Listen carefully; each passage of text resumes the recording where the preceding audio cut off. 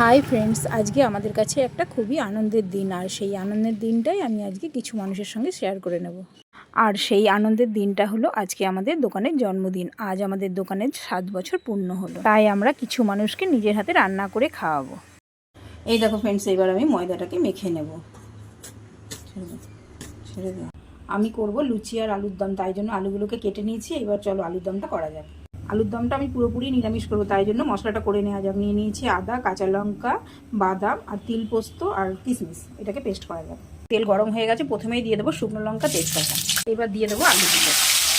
এবার দিয়ে দেবো পরিমাণ মতো নুন, দিয়ে দেবো হলুদ, দিয়ে আলুগুলোকে ভালো করে ভেজে নেবো। আলুগুলো ভাজা হয়ে গেছে, এইবার দিয়ে দেবো করে রাখা মশলাটা দিয়ে তাকে ভালো করে কষানো হয়ে গেছে। এইবার আমি দিয়ে দেবো জল। এইদিকে আলুর দমটা হতে থাক, চলো আমি লুচিগুলো ভেজে নিই।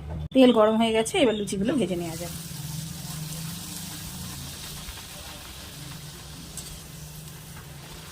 এই দেখো ফ্রেন্ডস, আমার লুচি আলুর দম হয়ে গেছে। এবার চলো এগুলোকে বেড়ে নেওয়া যাক। এইবার বেড়ে নেওয়া যাক। আলুর দম দেওয়া হয়ে গেছে, এবার লুচি দেবো। এইভাবে আমি আরও সব ফয়েলগুলো গুছিয়ে নিই। এইবার আমি সবগুলোতে লুচি দিয়ে দেবো। লুচি দেওয়া হয়ে গেছে, এবার একটা করে লাড্ডু দিয়ে দেবো। এইবার আমি এগুলোকে প্যাক করে নেব।